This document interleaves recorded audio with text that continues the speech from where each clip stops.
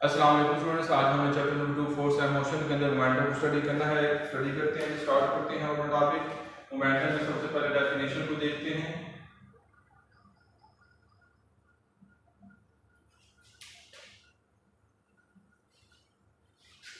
आपने जो तक डेफिनेशन पढ़ी हुई है, P is equal to M V, इसको ही डिफाइन किया हुआ है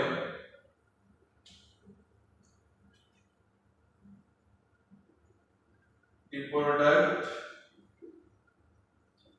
of mass and velocity is called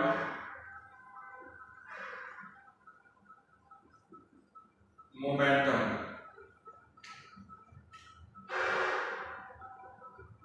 फिर आपने ये फॉर्मूला पढ़ा हुआ है, इसके अंदर वेलोसिटी वेक्टर है और मोमेंटम भी वेक्टर है। तो यहाँ पे आपको क्वांटिटी का पता होना चाहिए, ये कैसी क्वांटिटी है, ये एक वेक्टर क्वांटिटी है।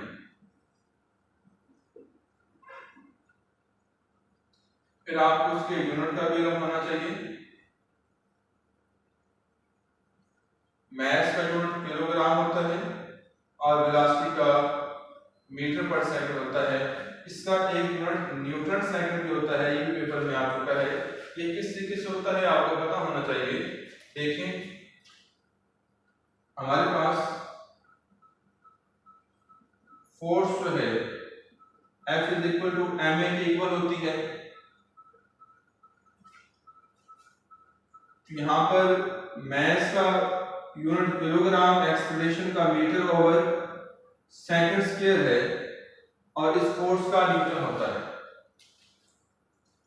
अब इसको मैं दोनों तरफ सेकंड्स के साथ मल्टीप्लाई करता हूं, तो इधर सेकंड बन गया, kilogram metre over second square, second से मल्टीप्लाई किया, ये सेकंड सेकंड से कट गया, kilogram metre over second newton second. तो यहाँ पर ये देखें, kilogram metre over second is equal to ये न्यूटन सेकंड क्या आ गया है। तो ये आपने याद रखना है, ये भी इसकी भी डेफिनेशन है। इसकी एक फिजिकल डेफिनेशन भी है, मैं बल्कि लिख देता हूँ फिजिकल डेफिनेशन को, आपको पता होना चाहिए।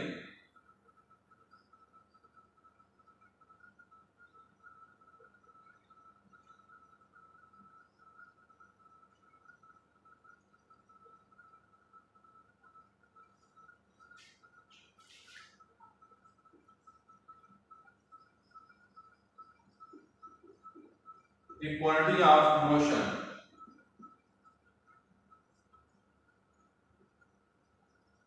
possessed by a body is called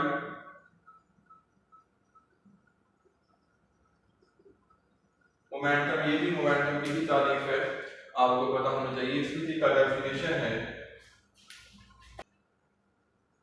Newton second law in term of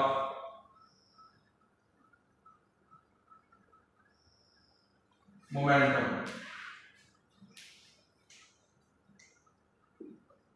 consider an object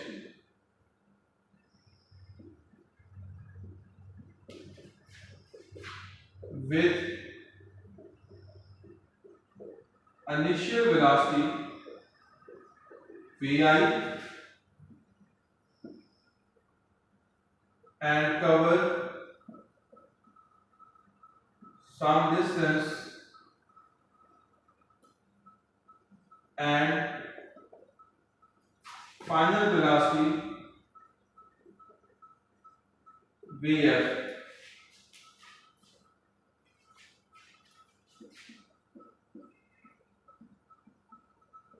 then acceleration is a is equal to delta v over delta time। यहाँ पर final velocity over initial velocity आप delta v की value put करेंगे, क्योंकि velocity change हो रही है तो एक्सेलरेशन पैदा होगा। इक्वेशन नंबर 1, अब आपने पढ़ा हुआ है f is equal to M A equation number 2। आप इस ए की वैल्यू को यहां पर पुट करेंगे यूजिंग 1 and 2। इक्वेशन नंबर 1 को इक्वेशन नंबर 2 के अंदर आप पुट करें Vf minus Vi over delta T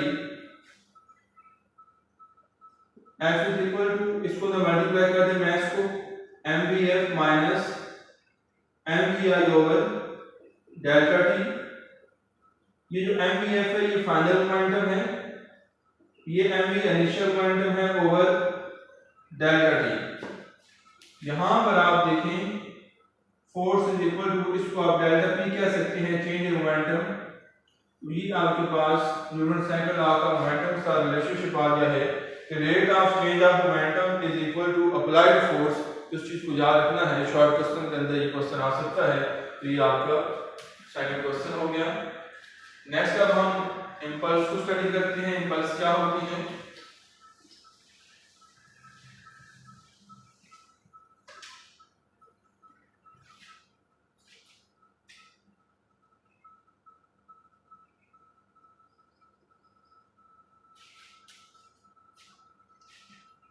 अच्छा बच्चों, आपने कभी नोट किया हो जब क्रिकेट मैच हो रहा होता है तो प्लेयर जब कैच करते हैं बॉल को, वो अक्सर इस चीज को नोट करके ऐसे हाथ को पीछे खींचते हैं। तो उसका बेनिफिट क्या होता है? आपके हाथ पे पेन कम होता है। एक फुटबॉल पड़ा हुआ है, आप उसको किक मारते हैं, आपको पांव पे पेन नहीं होती। इसके बरक्स सामने कोई ब्रिक्स पड़ी है, ईंट पड़ी है, सॉलिड चीज है, आप फिर उतनी ही फोर्स से, जितनी फोर्स से आपने फुटबॉल को किक किया था, उस ब्रिक को आप किक करें तो क्या होगा? आपको पेन होगी। इसकी रीजन क्या है? अभी आपको ये चीज समझ आ जाती है। पहले हम इंपल्स को डिफाइन करते हैं। इंपल्स क्या होती है कि फोर्स का एक्ट करना बहुत ही थोड़े टाइम के लिए, इसे आप इंपल्स कहते हैं। डिफाइन लिखते हैं, मेरे साथ नोट करें आप लोग। A very large force act on body for a very short interval of time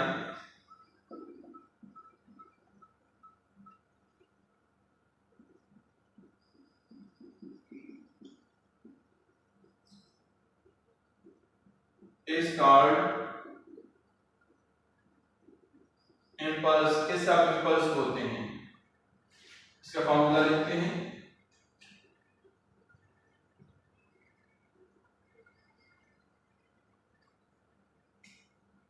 इसको आप I से शो करते हैं, F मल्टीप्लाई बाय टाइम।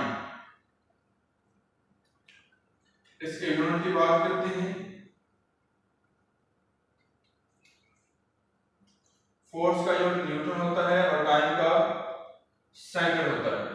अभी आप प्रीवियस पढ़ चुके हैं कि न्यूटन सेकंड हमारे पास मोमेंटम का भी यूनिट होता है, तो इसको भी रिलेट भी करेंगे उसके साथ। मैं इसकी एग्जांपल देता हूं यहां पर।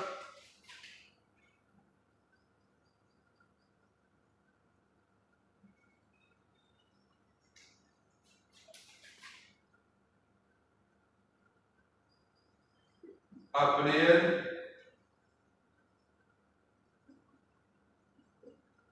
kick the football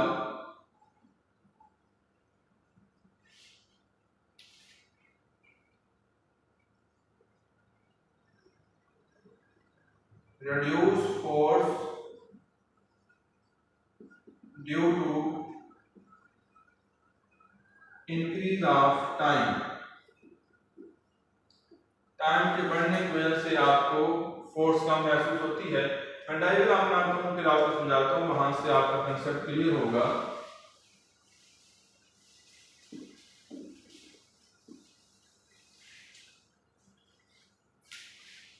हमारे पास देखिए फुटबॉल में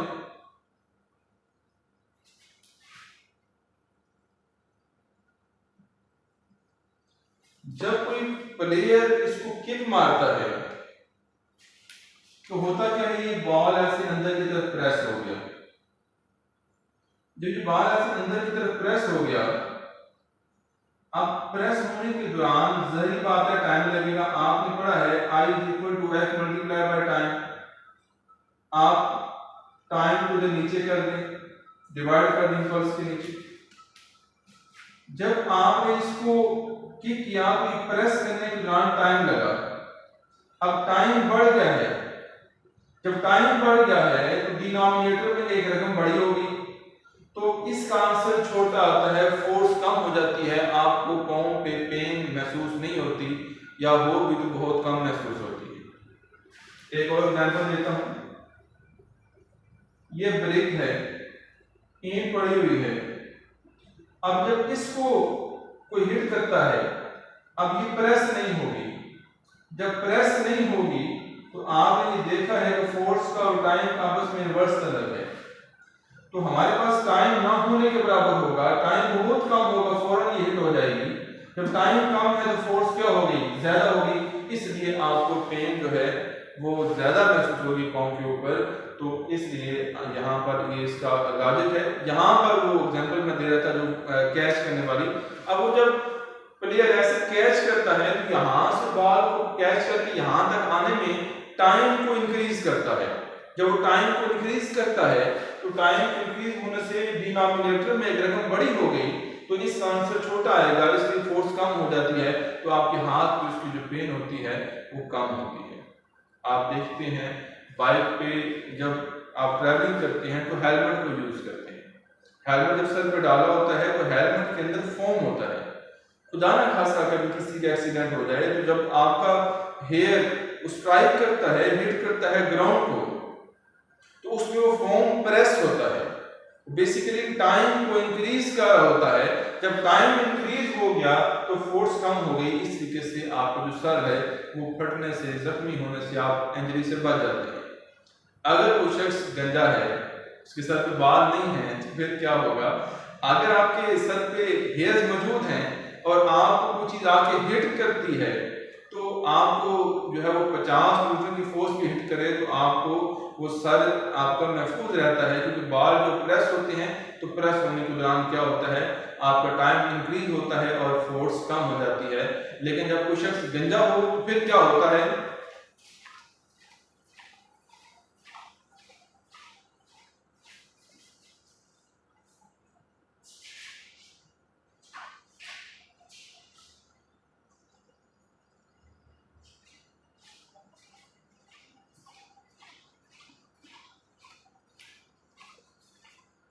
तो फिर आपको 5 न्यूटन की फोर्स ही काफी होती है सर फोड़ने के लिए। तो इसलिए बेटा इसकी एग्जांपल्स थी जो हमने डिस्कस की। अब यहाँ पर हम इसको जरा रिलेट करते हैं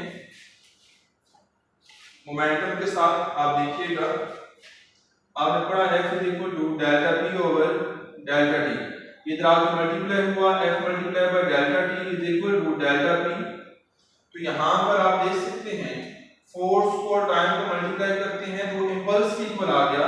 तो ये चीज इंपल्स की इक्वल आ गई, I = डेल्टा P। तो इस चीज को भी याद रखना है। अगर पेपर में आ जाए कि इंपल्स किसके इक्वल है तो उसमें 4 ऑप्शन होंगे, तो आपको पता होना चाहिए कि इंपल्स रेट आप इंपल्स से चेंज इन मोमेंटम के इक्वल होती है। तो जो यूनिट आपका मोमेंटम का था वो इंपल्स क्या है, इसलिए मैंने यहाँ पर आपको बताया है कि ये आपके पास फोर्स का न्यूटन है और टाइम का सेकंड है। जी तो बच्चों, मैं उम्मीद करता हूँ आपको लेक्चर समझ आ गया होगा।